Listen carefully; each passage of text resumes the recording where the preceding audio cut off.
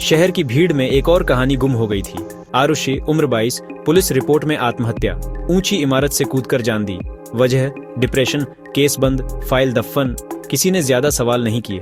शहर अपनी रफ्तार से चलता रहा, लेकिन हर बंद फाइल के पीछे एक सच सांस ले रहा होता है जो बस सही वक्त का इंतजार करता है। पुलिस ने अपनी जांच पूरी कर ली थी। दोस्तों ने कहा वो थोड़ी परेशान रहती थी। परिवार वालों का रो रो कर बुरा हाल था। किसी ने हत्या का शक नहीं किया। सब कुछ साफ लग रहा था। कोई जबरदस्ती के निशान नहीं, बस ऊंचाई से गिरने के झक्कम। पुलिस ने फाइल रिकॉर्ड रूम में रख दी, मानो कहानी यहीं खत्म हो गई हो। आरुषि की यादें अब बस तस्वीरों और कुछ सामान में सिमट गई थीं। उसका कमरा वैसा ही था जैसा वो छोड़कर गई थी। वक्त बीतता गया, लेकिन एक इंसान था जो नहीं भूला, उसकी माँ शारदा। उसकी दुनिया उजड़ चुकी थी और उसे सिस्टम के जवाब पर यकीन नहीं था।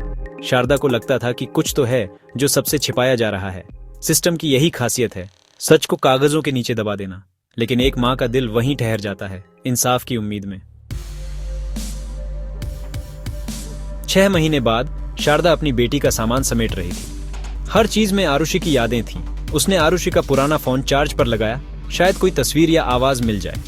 फोन ऑन हुआ, शारदा ने गैलरी देखी, फिर कॉल लॉग।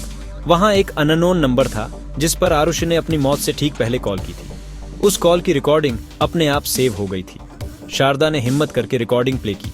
दूसरी तरफ कोई आवाज नहीं, बस घबराई हुई सांसें और एक डरावनी धीमी हंसी। शारदा के रोंगटे खड़े हो गए। ये आत्महत्या नहीं हो सकती थी। 37 सेकंड की रिकॉर्डिंग में एक पूरी कहानी छिपी थी। शारदा का शक अब यकीन में बदल चुका था। उसकी बेटी को मारा गया था। अब शारदा के जीने का मकसद बदल चुका था। वो पुलिस स्टेशन पहुंची, रिकॉर्डिंग सुनाई, लेकिन पुलिस ने उसे टाल दिया। शारदा ने हार नहीं मानी, हर दरवाजा खटखटाया। आखिरकार केस दोबारा खुल गया। केस इंस्पेक्टर अद्वैत मिश्रा को सौंपा गया, एक ऐसा अफसर जो बंद केसों की राख से सुराग ढूंढता था। अद्वैत ने शारदा को बुलाया, रिकॉर्डिंग सुनी, बार बार गहराई से। रिकॉर्डिंग सुनने के बाद अद्वैत ने पूछा, आरुषि आखिरी बार कहाँ देखी गई थी?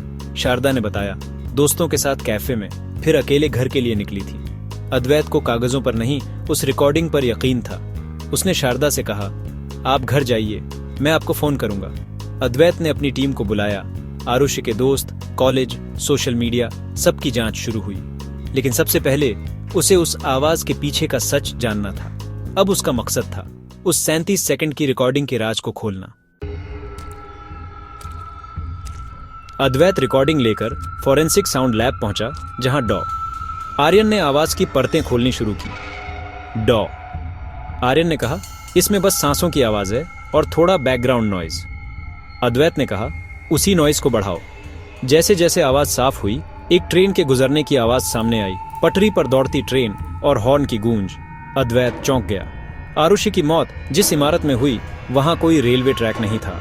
इसका मतलब कॉल कहीं और से की गई थी। डॉ आर्यन ने कहा, ट्रेन के हॉर्न और ट्रैक की आवाज से जगह का पता लगाया जा सकता है। अब आत्महत्या की थ्योरी पूरी तरह खारिज हो चुकी थी।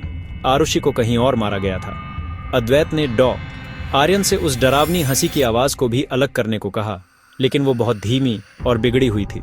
कातिल को पता था कि आरुषि फोन पर है। शायद वो जानबूझकर हंसा था, एक चुनौती की तरह। अद्वैत ने उस हंसी को अपने फोन में सेव कर लिया। अब यही उसकी सबसे बड़ी गवाह थी। अद्वैत और टीम ने शहर के सभी रेलवे ट्रैक्स का नक्शा निकाला। डॉ आर्यन की रिपोर्ट से पता चला, रिकॉर्डिंग में मालगाड़ी की आवाज है जो शहर के बाहरी इलाके से गुजरती है। टीम ने उस इलाके की छानबीन शुरू की। पुराने गोदाम, वीरान फैक्ट्रियां। आखिरकार एक बंद सीमेंट फैक्ट्री में खून के धब्बे और एक टूटा ब्रेसलेट मिला। शारदा ने ब्रेसलेट पहचान लिया, वही जो उसने आरुषि को दिया था। फॉरेंसिक ने खून की पुष्टि की, ये आरुषि की हत्या की असली जगह थी। अब साफ था, कातिल ने लाश को यहां से ले जाकर इमारत के नीचे फेंका ताकि आत्महत्या लगे। अद्वैत ने आरुषि के दोस्तों से दोबारा पूछताछ की। एक दोस्त ने बताया, आरुषि उस दिन अपने एक्स बॉयफ्रेंड साहिल से मिलने गई थी। साहिल का नाम सामने आते ही अद्वैत ने उसका बैकग्राउंड चेक किया। पता चला साहिल का परिवार उसी फैक्ट्री का मालिक था। साहिल ने दावा किया कि वो शहर से बाहर था, दोस्तों को गवाह बनाया। अद्वैत को शक था, लेकिन ठोस सबूत नहीं था। उसने आरुषि के फोन की आखिरी कॉल के अननोन नंबर की जांच करवाई। पता चला सिम फर्जी नाम से खरीदी गई थी लेकिन IMEI नंबर से फोन की लोकेशन साहिल के फार्म हाउस के पास मिली। फोन नहीं मिला, शायद साहिल ने छुपा दिया था। अद्वैत ने साहिल को बुलाया, कमरे में वही रिकॉर्डिंग प्ले की। साहिल के चेहरे का रंग उड़ गया। अद्वैत को अपना जवाब मिल चुका था। केस अदालत पहुंचा। साहिल के वकीलों ने दलील दी। कोई सीधा सबूत नहीं, न गवाह न हथियार। सरकारी वकील ने फैक्ट्री में मिले खून और ब्रेसलेट को पेश किया, लेकिन बचाव पक्ष ने उसे खारिज किया। शारदा की उम्मीदें टूट रही थीं। अद्वैत ने गवाही दी। कैसे एक बंद फाइल एक रिकॉर्डिंग से खुली, कैसे हत्या की जगह तक पहुंचे। साहिल के वकील ने पूछा, आपके पास क्या सबूत है कि साहिल ने हत्या की? अद्वैत ने कहा, मेरे पास एक गवाह है जो कभी झूठ नहीं बोलता। अदालत में रिकॉर्डिंग प्ले हुई। आरुषि की सांसें, फिर वो डरावनी हंसी।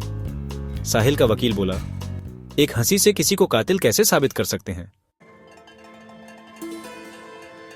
अद्वैत ने कहा, यह सिर्फ हंसी नहीं, एक वॉइस सिग्नेचर है। हर इंसान की आवाज अलग होती है। डॉ आर्यन ने अदालत को समझाया, वॉइस स्पेक्ट्रोग्राम से आवाज का मिलान किया जा सकता है। जज ने साहिल को अपनी आवाज का सैंपल देने का आदेश दिया। साहिल की हंसी रिकॉर्ड की गई। अब उसके चेहरे पर डर था। डॉ आर्यन ने दोनों सैंपल्स का मिलान किया। 99.7% मैच। अदालत में सनसनी फैल गई। रिकॉर्डिंग में जो हंसी थी वो साहिल की ही थी। शारदा की आंखों में आंसू थे, इंसाफ की खुशी के आंसू। अद्वैत ने कहा, साहिल ने आरुषि को फैक्ट्री में बुलाया, मारा और अपनी हंसी पीछे छोड़ गया। एक ऐसी गवाह जिसे मिटाया नहीं जा सकता। अदालत ने साहिल को उम्र कैद की सजा सुनाई। उसका घमंड टूट गया। पुलिस उसे ले गई। शारदा चुपचाप मुस्कुरा रही थी। उसकी बेटी को इंसाफ मिल गया था। मीडिया ने अद्वैत से पूछा। उसने बस कहा, सच कभी नहीं मरता, बस सही वक्त का इंतजार करता है। उस दिन शहर ने सीखा, हर आवाज में एक कहानी होती है। आरुषि की आखिरी सांसें अनसुनी रह जाती अगर एक मां ने हार न मानी होती। एक 37 सेकंड की रिकॉर्डिंग ने कातिल को सलाखों के पीछे पहुंचा दिया। कभी कभी सबसे बड़ा सुराग वहीं होता है जहां हम ढूंढते नहीं। कहानी खत्म। फाइल अब सही नतीजे के साथ बंद। शारदा ने बेटी की तस्वीर को देखा और शहर में इंसाफ की गूंज फैल गई।